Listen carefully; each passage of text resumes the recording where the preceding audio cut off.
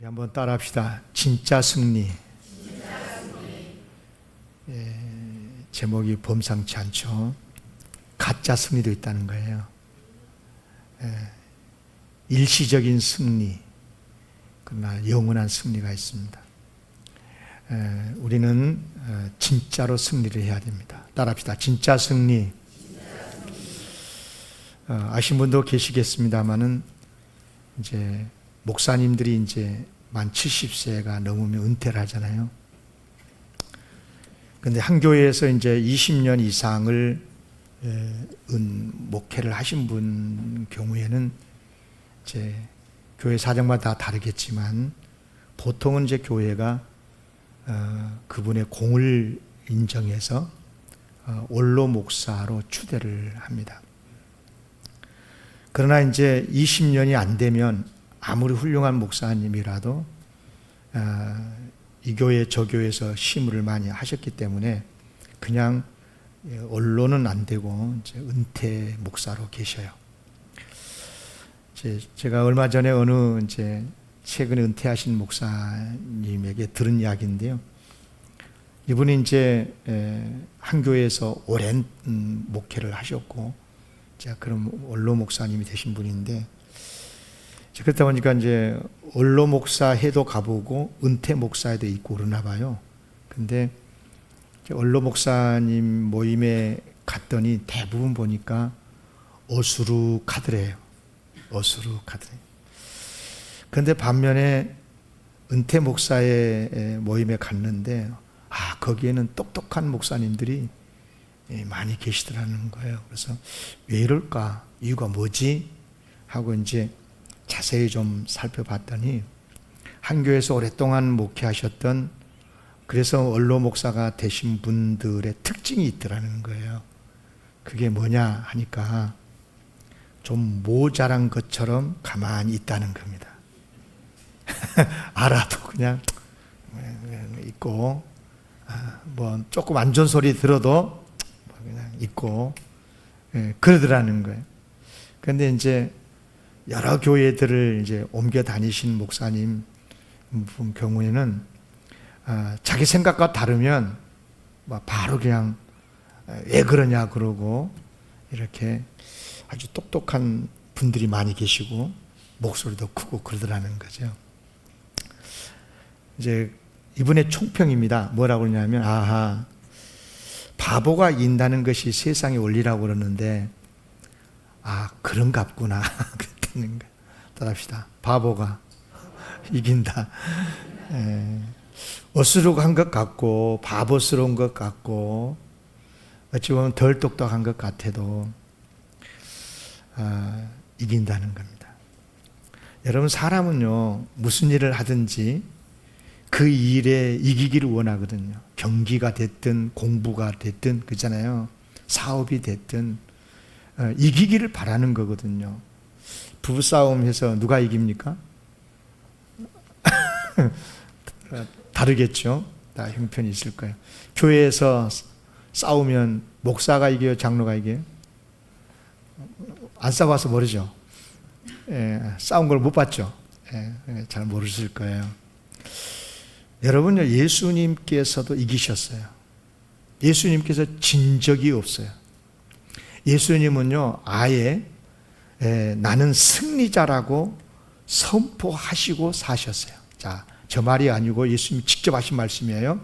요한복음 16장 33절을 보시면, 앞에 보세요. 이것을 너희에게 이르는 것은 너희로 내 안에서 평안을 누리려 하려 함이라. 그러시면서 세상에서 너희가 환난을 당하나 담대하라. 따라합시다. 내가 세상을 이겼노라. 예수님은 세상을 이겼대요.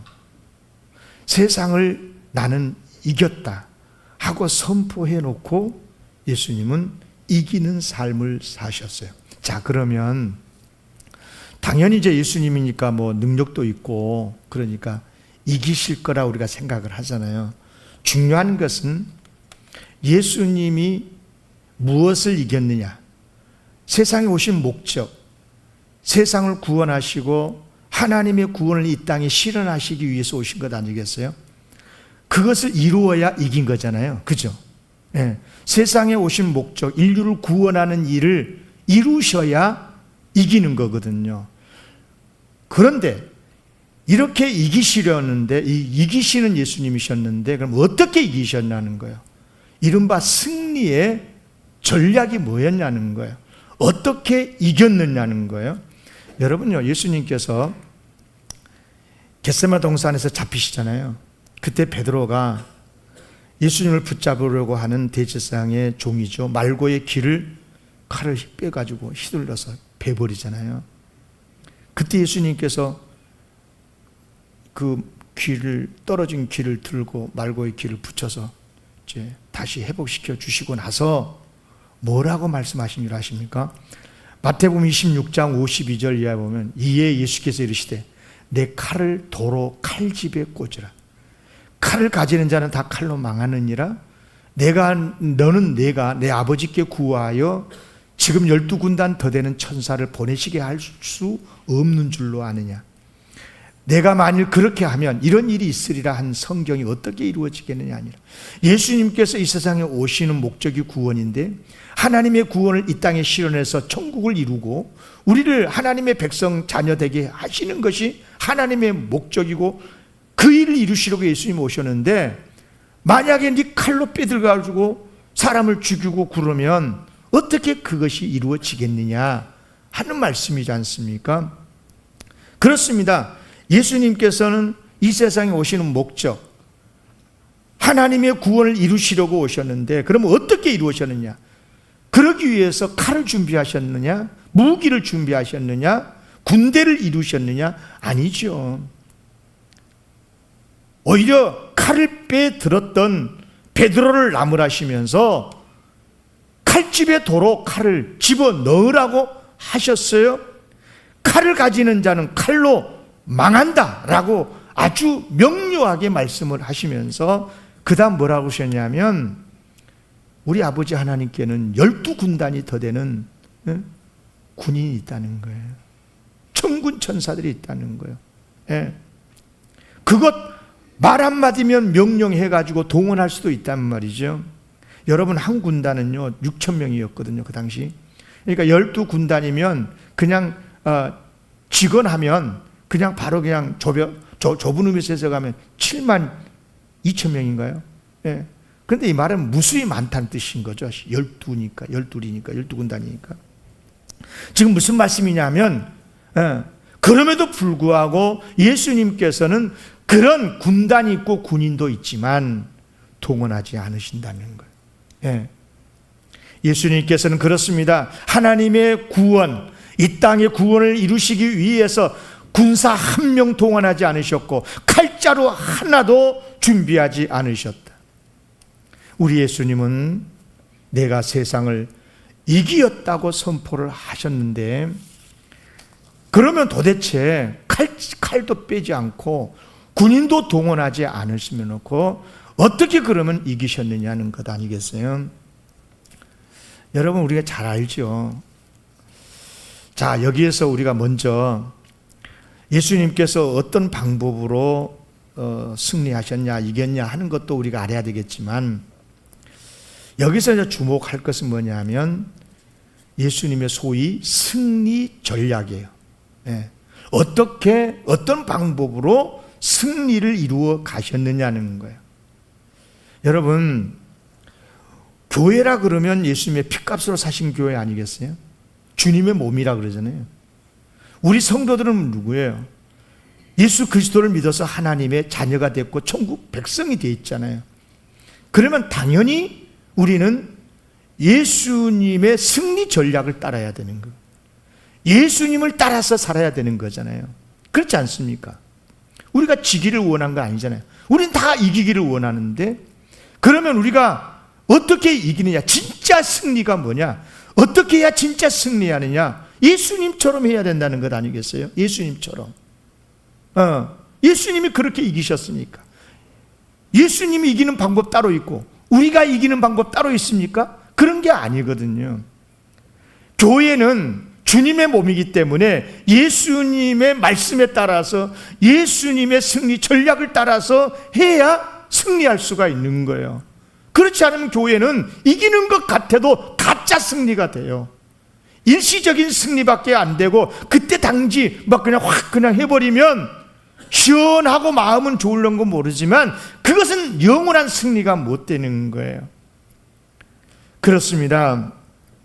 참 문제는 이제 그런데 이게 예수님의 승리 전략이라는 게 너무 따르기가 어려워요. 예. 왜 그러겠어요?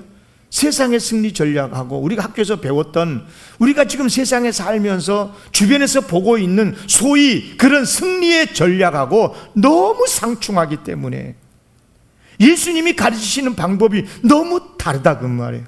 여러분, 세상에서는요 어떻게 승리한가요? 여러 가지 내용은 다를 수 있지만 딱 한마디로 정리하면 뭐냐면 적을 제압해서 승리해요. 적을 물리치고, 예, 적을 제압하고 적을 죽이고 승리하잖아요. 그런데 그러면 예수님은 어떻게 승리하시나요? 따라합시다. 짐으로써. 어떻게 소리가 적다요? 다시, 짐으로써, 죽음으로써. 아멘. 아니, 예수님은 승리하시는 방법이, 예, 세속의 힘이 아니라, 경제의 힘이 아니라, 군사력이 아니라 오히려 지시고 십자가에 죽으시고 죽으심으로 승리하신다고 말해요. 여러분요, 세상의 전략이라는 게 이런 거잖아요. 야, 물러서지 마. 끝까지 맞서 싸워. 예. 받은 만큼 돌려줘. 예. 한 대 맞았냐? 2대 때려버려. 막 이런 거 있잖아요. 그래야 시원하지 뭐. 예. 여러분, 오늘 본문에 보면요, 소위 이제 탈레오 법이라고 그러는데, 자, 예수님께서 이 사실을 알아요. 세속의 승리의 법칙이 이런 거다. 자, 율법이 이렇게 나왔다는 거예요. 눈은 눈으로, 이는 이로 갚으라. 이런 탈레오 법을 너희가 들어서 알지? 이게 세상의 승리 전략이라는 거예요. 그런데 뭐라고 그러셨냐면, 예수님께서 나는 너희에게 이르노니. 자, 39절에서 42절까지 여러분 크게 읽으셔야 돼요. 크게 읽어야 이런 믿음이 생겨요. 시작. 나는 너희에게 이르노니 이 악한 자를 대적하지 말라. 누구든지 내 오른뺨을 치거든 왼편도 돌려대며 또 너를 고발하여 속옷을 가지고자 하는 자에게 겉옷까지 가지게 하며 또 누구든지 너로 억지로 오리를 가게 하거든 그 사람과 심리를 동행하고 내게 구하는 자에게 주며 내게 꾸고자 하는 자에게 거절하지 말라. 아멘. 그런데 이런 말씀대로 사면 죽어 이 세상에서. 바보예요, 바보. 이게 아멘이 잘 안 돼요. 물론 예수님의 말씀이란 것은 시험을 치면 100점 맞을 거예요. 이거 누구 말씀이냐? 그러면 예수님 다 쓸 거라고요. 예. 그런데 이렇게 사느냐? 바보요 우리가? 교회 10년, 20년, 30년을 다녀도 목사고 장로라도 이렇게 사느냐 그러면요 입이 툭툭 나와요. 네가 바보요? 상대가 남편이라도 안 되고 상대가 아내라도 안 되고, 예? 아무리 내가 10년 20년 친구지기라도 내가 이렇게 못 살지? 한 뺨 때리면 오른뺨 때리면 확 그냥 옛뺨이 아니라 그냥 따발로 그냥 더 치고 그래야 시원한다. 오리 웃기고 있네 뭐. 일리도 안 가져. 일리도. 그래야 된다라고 생각을 하는 거다. 참 이 말씀이 굉장히, 자 보세요. 빨간 걸로 저거 써왔어요. 자, 이 말씀을 가만히 봐봐요. 제가 빨간 글씨로 써놓은 것만 잘 봐봐. 주목해서요.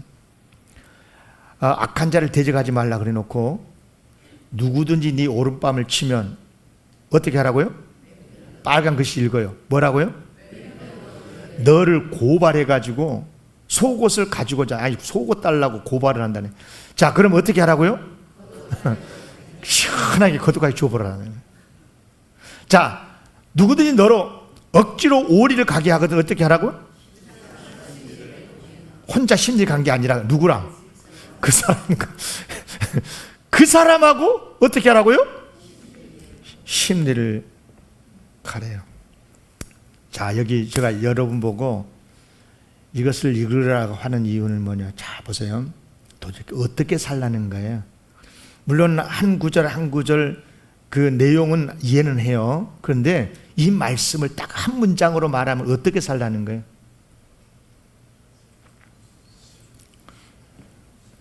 뭐요? 그냥 피해버리라는 겁니까? 후퇴하라는 것입니까?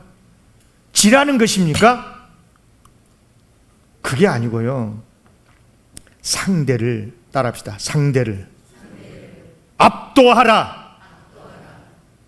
상대방의 요구를 뛰어넘어서 상대방이 전혀 상상도 하지 못하는 방법으로 파격적으로 그를 대하라는 것입니다.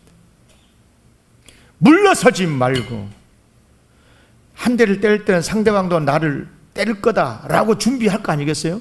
그렇죠? 때려놓고 가만히 있지 않아요. 딱 방어하지. 안 해봤어요, 권투? 그렇잖아요.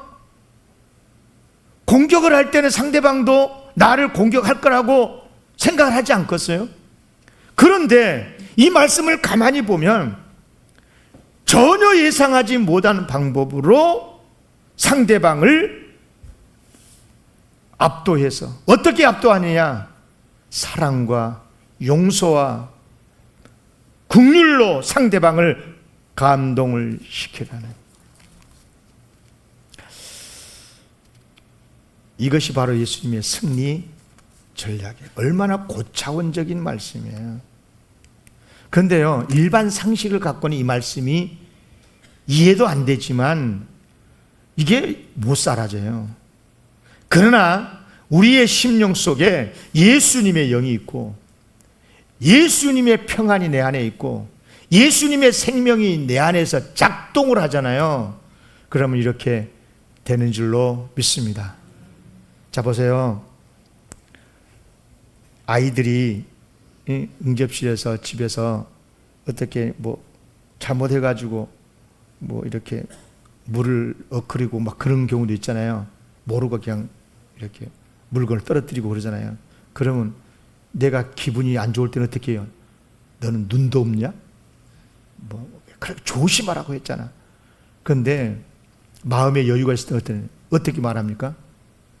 아이고, 안 다쳤냐? 그러지 않습니까? 보세요. 같은 내용 사건을 놓고도요, 말이 다르잖아요. 내 심령 속에 예수님의 영이 있고 예수님이 나를 주관하고 계시면 예수님처럼 우리도 압도하게 될 줄로 믿습니다. 상대방이 깜짝 놀라게, 오히려 상대방이 무장 해제가 될 수밖에 없도록 그렇게 압도적으로 그에게 사랑을 베푸는, 여러분, 예수님의 승리 전략이 바로 거기에 있다는 것입니다. 오해 없이 들었으면 좋겠어요. 저도 이제 다른 교회, 많은 교회 이제 설교하러 가잖아요. 아는 교회도 가지만 이제 처음 가보는 교회도 있고 그러는데, 교회를 이제 그 강사로 이제 가다 보면 반응이, 그 교회 반응이 각각 달라요. 보면 어떤 교회는 도착을 했어요. 뭐 내가 처음 가봤으니까 뭐 잘 몰라요. 입구에 아무도 없어요. 어디로 갈지 몰라요. 이제 누구한테 물어가지고, 성도겠죠. 물어서 로비에 가서 이제 앉아 있으면 그때서 이제 뭐 목사님도 나오고 뭐 장로도 나오고 그래요. 그런데 어떤 교회는요, 아니 생각도 못했어요. 담임 목사님, 장로님들까지 다 정장을 입고 마당에 쭉 서가지고 당황할 정도로 환영을 합니다. 잘 오셨습니다. 뭐 오시는데 문제 없었습니까? 뭐 대접을 해줄 때도요, 예? 내가 먹고 싶은 것만, 아니 뭐냐, 주고 싶은 것만 준 게 아니라 찬 것, 더운 것 다 해서 선택해서 마실 수 있도록 그렇게 준비하면요, 뭐 글쎄요, 그런 교회에서는 설교도 잘 돼요. 감동이 돼가지고. 지금 무슨 말씀을 드리고 싶냐 그러면, 제가 그 교회에 소위 그 압도적인 사랑에 내가 감동을 받은 거죠. 사람은 그런 겁니다. 사람은 뭐 예상을 뛰어넘는 어떤 감동을 받으면, 압도를 당하면, 사랑의 압도를 당하면 감동이 될 수밖에 없는 게 아니겠습니까? 지난 한 주간 제가 이제 휴가 주간이었고, 뭐 평창도 가고, 삼척도 가고, 순천도 가고, 자, 그 정도만 이야기하고, 뭘 했다는 것을 묻지 마. 근데 이제 목사님 가정들하고 같이 이제 다녔었거든요. 근데 어제까지 저 휴가했어요. 그래서 어제는 영화를 봤어요. 요즘 시중에 최고의 인기가 있다고 하는 오디세이 보셨어요? 안 본 사람은 좀 보세요. 그런 것을. 이런 걸 봐야 돼요. 이걸 왜 봐야 되냐 그러면 뭐 여러 가지 뭐 오늘 설교 주장은 조금 아니지만 굉장히 감동스러운 게 있어요. 아, 인간의 역사는 흘러가는구나. 문명은 바뀌는구나. 이런 것들에 대해서 이제 많이 공부를 하게 되는데, 특히 이제 이 영화가 훌륭하게 된 것은 원래 이제 고대 그리스 시인 호메로스의 작품 오디세이아라고 하는 작품으로 이제 만든 영화인데, 이 영화가 이렇게 세계적으로 인기가 있는 것은 거장이죠. 영화 감독 크리스토퍼의 놀런이란 분이 만든 작품으로 큰 인기가 있는 것 같습니다. 내용은 간단하게 말하면 이런 겁니다. 10여 년 동안에 이제 그 소위 그 트로이 전쟁이라고, 트로이 목마 들어보셨죠? 드로아 성경에 나오죠. 트로이 전쟁을 이제 승리로 이끌었었던 영웅이죠. 작은 섬나라 이타카의 왕이면서도 전쟁의 영웅인 이 오디세우스가 전쟁을 수행하는 과정 속에 한 10년 넘게 했으니까, 그러니까 이제 왕이 성을 비우게 되는 거죠. 이제 성을 비우다 보니까 성 안에 온갖 권력 다툼들, 이런저런 침탈들이 막 헤게모니가 이루어지죠. 그때 이제 그 성 안에는 이제 왕후가 있고, 그리고 이제 아들까지 이제 있는데, 이들이 이제 아버지, 남편을 기다리고 있는 거죠. 이제 전쟁에 승리하니까 돌아가야 되는데, 근데 돌아가는 그 과정에서 있는 여러 가지 이야기가 이 영화의 스토리예요. 그런데 그 중에 이제 오늘 설교 주제와 딱 맞는 게 제가 어저께 봤어요. 그게 뭐냐면 아마 들어보셨을 거예요. 세이렌이라고 하는 말 들어보셨어요? 사이렌이라는 단어가 여기서 나온 건데요. 이제 돌아오는데 보면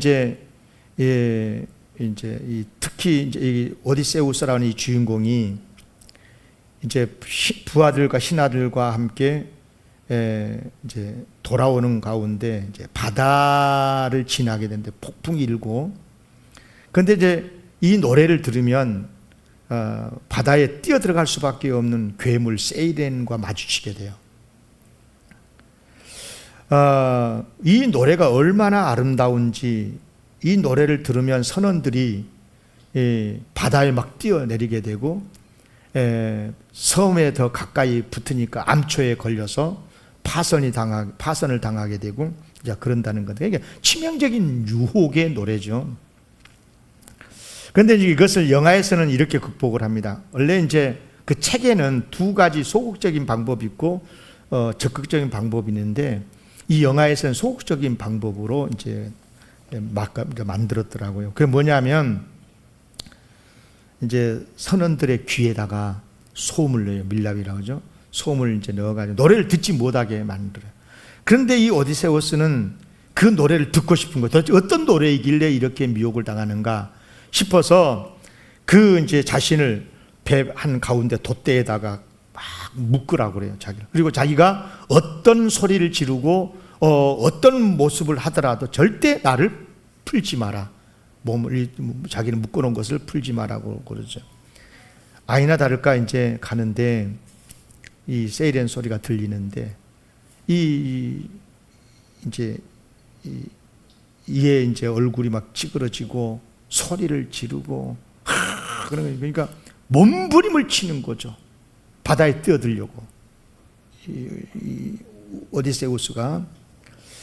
그런데 이제 그 모습을 보고 길을 솜으로 막았던 한 부하가 이제 그것을 빼서 그 소리를 듣죠. 도대체 어떤 소리길래 저런가 싶어가지고 그러다가 이제 바다에 뛰어들기도 하고 이제 그렇게 하는데, 어쨌거나 그렇게 해서 이제 극복을 하는데요. 원래 이제 소위 적극적인 극복의 방법도 있었어요. 그 영화에서는 안 나오는데 뭐냐면 이 세이렌 노래의 유혹보다도 더 뛰어난 시인의 오르페우스 노래를 듣게 만들어서 이른바 세이렌 노래소리보다 오르페우스의 노래를 더 훨씬 더 아름다우니까 그 소리를 들으면 이제 그 위기를 이제 지나가게 된다. 이제 그런 이야기인데 바로 예수님의 전략이 그런 거죠.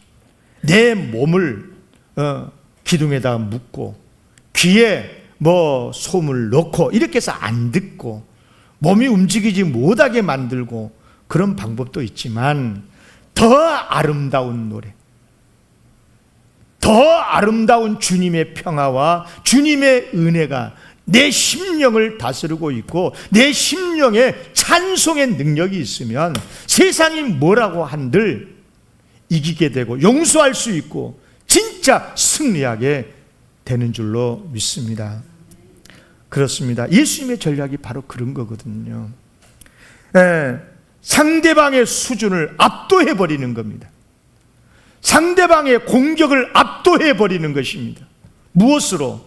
그들이 전혀 상상하지 못하는 방법으로 긍휼과 용서와 은혜와 사랑으로. 여러분, 이것이 기독교의 복음인 줄로 믿습니다. 언젠가부터 교회가 칼을 들려고 하고 세력을 통해서 무엇을 해보겠다라고 하면요, 여러분 그때 당시에는 그것이 시원할런지는 몰라도 그것은 작은 승리에 불과한 거예요. 오히려 나중에는 역풍 맞아요. 오히려 교회는 복음으로 승리하게 되는 줄로 믿습니다. 여러분, 예수님의 이런 압도적인 승리는요, 십자가에서 절정을 이루거든요. 잘 생각해 보세요. 자신을 붙잡아서 끌고 갑니다. 십자가에 못을 박습니다. 그리고 십자가에 달리는데 그 말할 수 없는 고통. 여러분, 예수님이 그때 어떻게 하셨나요? 예수님의 능력이 있다니까요. 그런데 그 능력이 뭐냐? 압도적인 능력인 거죠. 오히려 털 깎는 자 앞에서 잠잠한 양처럼 그냥 저항하지 않고. 네. 그래서 어떤 사람은요, 이제 이런 예수님의 모습에 이게 인간의 상식으로는 이해가 안 되니까 이게 좀 이해를 시켜보려고 소위 자유주의 신학자들이 이렇게 많이 해석을 하는데요. 가룟 유다를 이렇게 변명을 했어요. 뭐냐면 가룟 유다가 예수님을 팔았잖아요. 그런데 그 이유가 뭐였냐 그러면은 예수님은 엄청난 능력을 가지신 분이란 걸 가룟 유다가 알아요. 오병이어의 기적도 알고 말씀 한마디로 풍랑을 잔잔케 하고 그러잖아요. 바다 위도 걷고 죽은 자도 살리시고 이런 능력의 예수님인데, 그렇다면 예수님은 충분히 그들을 압도하고 그들을 이겨버릴 수도 있는 능력의 주님이, 아니 로마에 대해서 그 헤로드 왕가에 대해서 그 밖에 악의 세력에 대해서 전혀 저항하지 않고 계신단 말이에요. 하도 답답해가지고 가룟 유다가 예수님을 소위 막다른 골목으로 몰아넣으려고 했다는 거예요. 사람이라는 게 죽음의 위기가 오잖아요. 그러면 예수님도 인간이기 때문에 별 수 없이 자기 능력이 없는 것도 아니고 능력이 있으니까 그 능력으로 그들을 저항하게 될 것이고, 그러면 그때 우리도 다 같이 봉기하면 로마를 무너뜨릴 수 있을 것이다. 그런 생각으로 그렇게 했다는 거예요. 글쎄요, 제가 한번 가서 물어보려고, 죽으면 가룟 유다한테 그랬냐고. 여러분요, 가룟 유다의 배신에 그런 깊은 정치적인 목적이 있었는지는 모르겠지만 설령 그랬다고 해도 가룟 유다는 실패자입니다. 왜냐? 예수님께서는 그런 기대와 달리 예수님의 십자가 죽음 앞에서도 예수님은 털 깎는 자 앞에 잠잠한 양처럼 계셨어요. 오히려 예수님이 뭐라고 그러셨느냐? 아버지, 저들의 죄를 용서해 주십시오. 자기들이 하는 것을 알지 못합니다. 지금 우리 시대에 도무지 이해가 안 되는 예수님, 만약에 지금 예수님이 이 한국 사회에 계신다면 도대체 예수님은 돌 맞아 죽을 뿐이에요. 누가 이런 예수님을 따라요? 힘이 없으면 또 모르지만 12군단이나 더 되는 것들을 다 말씀 한마디로 동원할 수도 있는 예수님인데, 그렇다면 여러분, 예수님 도대체 왜 이렇게 하시는 거예요? 예, 능력 없는 것도 아니고. 여기에서 우리는 이제 딜레마에 빠질 수 있어요. 우리 기독교인들도 사람이잖아요. 예, 이 세상을 살아가는 소위 세상에서의 말하는 승리 방식을 우리도 알고 있잖아요. 예. 여러분, 오늘 예수님은요, 뭐라고 말씀하셨느냐? 내 이웃을 사랑하고 내 원수를 미워하라 하였다는 것을 너희가 들었으나 탈레어 보면 이렇지만 그러나 나는 너희에게 말한다. 따라합시다. 너희 원수를 사랑하며 너희를 박해하는 자를 위하여 기도하라. 글쎄요, 예수님 그렇게 하시는지 모르지만 나는 못하겠어요. 저도 그런 생각이 들 때가 있다니까요. 여러분만 그런 게 아니고. 예. 심지어요, 오늘 말씀에 보면 45절에 뭐라고 그러냐면 이같이 한즉 이렇게 해야 하늘에 계신 너희 아버지의 뭐가 된다고요? 아들이 된대. 딸은 안 되나? 딸도 되고. 이렇게 해야 하늘에 계신 하나님의 아들이 되고 딸이 되고. 아멘. 어찌 아멘 적다요? 아멘. 이렇게 하지 못하는 이유, 대단히 죄송하지만 이건 다 이념 때문에 그래요. 세상의 가치관에 우리가 다 물들어 있는 거예요. 여러분, 복음은 모든 것을 이기는, 그것도 압도적으로 이기는 하늘의 능력인 줄로 믿습니다. 여러분, 기도해야 됩니다. 성령의 능력으로 충만해서, 예수님의 영으로 충만해서. 사실 저도 이런 설교를 하면 굉장히 부담스러워요. 시원하게 여러분의 마음을 시원하게 하는 설교 저 잘 할 수 있어요. 그러나 여러분, 그것은 가짜 승리일 수밖에 없고, 일시적인 승리일 수밖에 없어서 예수님이 승리 방법을 여러분에게 말씀을 드리는 겁니다.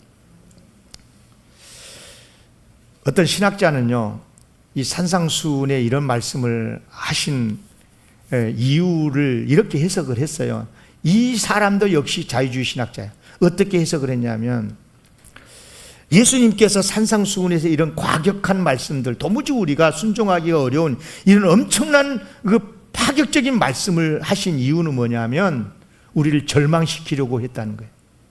우리를 절망시키려고. 무슨 말이냐면, 이 말씀을 지키려다가 실패하면 좌절하게 될 거 아니겠어요? 우리가 예수님 믿고 있는데, 예수님 말씀 따라야 되는데 이렇게 못 지키니까 막 절망하지 않겠어요? 그러면 구원이라고 하는 것은 어쩔 수 없이 하나님의 은혜로만 된다라고 생각하고 은혜의 보호자 앞으로 나오게 만들기 위해서 주신 말씀이다라고 해석을 했어요. 또 어떤 신학자는 또 이렇게 해석을 해요. 이런 말씀은 우리가 평소에는 순종하지 못하고 내일 당장 세상에 종말이 온다, 내일 당장 내가 죽는다고 그러면, 그리고 이 말씀을 지키는 여부에 따라서 구원이 결정된다고 하면, 그렇다면 그런 비상 상황에서는 이 말씀을 지킬 수 있다, 이런 식으로 해석을 했어요. 저는 1도 동의하지 않아요. 여러분, 이런 해석은요, 소위 우리 인간의 연약함을 변명하는 세속적인 해석일 뿐인 거예요. 이것은 인간적, 인본적 해석일 뿐인 거예요. 그런 뜻이 아니에요. 이 말씀은 뭐냐면, 최소한도 진짜 주님을 믿고 주님의 진정한 제자가 되려고 한다면 반드시 따라야 하는 말씀이에요. 아멘. 네. 예수님의 제자가 되지 않으려면 모르겠지만, 정말 내가 예수님을 믿고 따르기를 원한다면, 물론 우리가 실패할 수도 있고 부족해서 넘어질 수도 있고 그러기는 하겠지만, 그러나 순종해야 되는 주님의 가르침의 말씀인 줄로 믿습니다. 꼭 기억을 하셔야 됩니다. 그래요. 예수님께서 가르쳐 주신 승리의 비결이 뭐냐? 그냥 한 대 때리면 두 대 때려라. 그러면 얼마나 좋아. 나도 그거 할 수 있어요. 우리도 다 할 수 있고. 그런데 너무너무 놀랍게도 우리를 공격하는 그 상대방이 감히 감당하지 못할 정도의 사랑의 방법으로 압도적으로 그들에게 하늘의 은혜를 베풀어 버리라는 것입니다. 심지어 어디까지 말씀하신 줄 아세요? 자, 오늘 마지막 48절이에요. 다 같이 큰 소리로 시작. 그러므로 하늘에 계신 너희 아버지의 온전하심과 같이 너희도 온전하라. 이건 절대로 있을 수 없느냐. 어떻게 하나님처럼 온전하겠어요? 그러나 그런 비전을 가지고, 그런 목적을 가지고 애써서 주님을 따르고 언수까지라도 용서해 보려고 몸부림을 치고, 안 되면 금식이라도 해서 하나님 나도 원수도 사랑하게 해주라고 그렇게 해야 되지 않겠어요? 할렐루야. 저는 그래야 기독교인이라고 봐요. 그래야 교회라고 믿습니다. 아멘. 여러분, 이야기 하나 하고 마칠게요. 예수님을 아주 비난하고 비판한 한 남자가 있었어요. 이분은 섬 사람입니다. 오랜 세월 바닷일을 하면서 성격조차 아주 거칠어졌습니다. 아내가 교회를 나가는 것이 못마땅해가지고 박해도 하고, 교회에 대해서 말할 수 없는 막 화가 나 있는 분이었어요. 한 번은 교회를 그냥 불태워버리겠다고 휘발유통도 준비하고. 그것은 뭐냐 하면 자기 아내가 십자가에 못 박혀 죽었다는 그 남자 예수님을 믿을 뿐만 아니라 너무너무 사랑하고 예수님 생각하면서 막 눈물을 흘리고 기도하고 예배드리고, 이게 뭐냐, 이게 어떤 놈한테 이렇게 미쳐가지고 십자가에 죽었다는데 예수가. 그런데 어느 날 이분이 예수님 앞에 거꾸러지고 말았어요. 더 놀라운 것은 그를 거꾸러뜨렸던 것이 뭐냐면 그가 그렇게 비난했었던 십자가였어요. 알고 봤더니 자기같이 이렇게 더러운 죄인을 위해서 예수님께서 구원해 주시려고 십자가에 죽으셨다는 그 사실 앞에 굴복을 한 거예요. 자, 여기서 묻고 싶은 거예요. 여러분, 예수님께서 그를 어떻게 굴복시켰습니까? 방망이 들어가지고 때로 눕혀가지고 굴복시켰습니까? 힘으로? 아니잖아요. 십자가의 사랑으로. 아멘. 십자가의 사랑으로 그를 무릎 꿇게 만드셨다, 그 말입니다. 사랑하는 성도 여러분, 제가 확인할 수는 없지만 내 사전에는 불가능이 없다고 말했다지요. 나폴레옹이 죽기 전에 이런 말을 했다고 그래요. 나는 칼로 세계를 지배하려고 했지만 실패했다. 그러나 나사렛 예수는 놀라운 사랑으로 온 세계를 점령했다. 세상 모든 사람이 다 예수님 앞에 기쁨으로 무릎 꿇지 않는가. 사랑하는 성도 여러분, 우리는 지금 예수님의 복음으로 다시 무장해야 될 때라고 믿습니다. 다시 예수님의 십자가 사랑 앞에 엎드려야 되는 줄로 믿습니다. 여러분, 참 북한에 대한 생각이 우리에게 있어요. 북한. 여러분, 북한 그러면 무슨 생각이 딱 떠오릅니까? 북한 그러면 우리 마음속에는 두 가지가 있어요. 하나는 미움이고 하나는 사랑이에요. 여러분, 김정은이 밉지요. 북한 공산당 정권 좋아할 사람 어디 있어요? 그들은 우리의 주적이고 그들은 우리가 반드시 이겨야 되는 거예요. 군사력으로도 그렇지만 경제적으로도 그래요. 그러나 문제는 뭐냐 하면 이런 마음, 이런 미워하는 마음은 결코 성교하는 마음이 아니라는 거잖아요. 여러분, 그들도 주님의 은혜로 구원을 받아야 될 대상이 아니겠어요? 그러면 주님의 마음도 그러지 않겠어요? 그 그들을 보고 그들이 잘못했다는 것을 예수님도 마음 아파하시지만 그럼에도 불구하고 그들도 구원받아야 될 대상이고 그들을 불쌍히 여기는 마음, 여러분 오늘 말씀과 빗대어서 우리가 생각을 해보면 여러분 그렇습니다. 우리는 예수님을 닮아야 되고 예수님의 마음을 가지고 살아야 되는 그리스도인으로서 비록 여러 가지 면에서 우리나라를 괴롭히고 정말 말 그대로 우리의 주적인 것이 맞지만 그럼에도 불구하고 그들이 다시 예수님 앞에 돌아올 수 있도록 그들을 위해서 기도하고 그들을 긍휼히 여기는 마음, 예수님의 마음을 회복해야 될 줄로 믿습니다. 저는 이것이 바로 복음이고 복음의 능력으로 가능하리라고 믿습니다. 진짜 우리 영광교회뿐만 아니라 한국교회가 승리할 수 있으려면 예수님의 복음으로 다시 일어서게 돼야 될 줄로 믿습니다. 기도하겠습니다. 하나님 아버지 감사를 드립니다.